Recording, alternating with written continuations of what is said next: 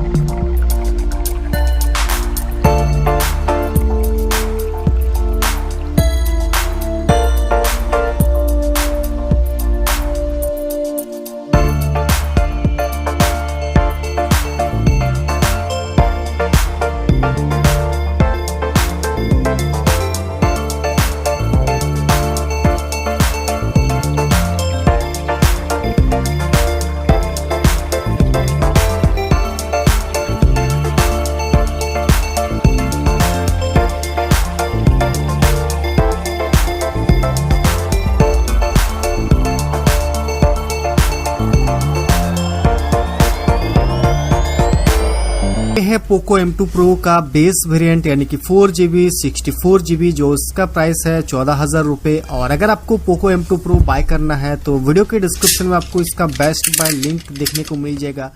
और बॉक्स की पीछे की तरफ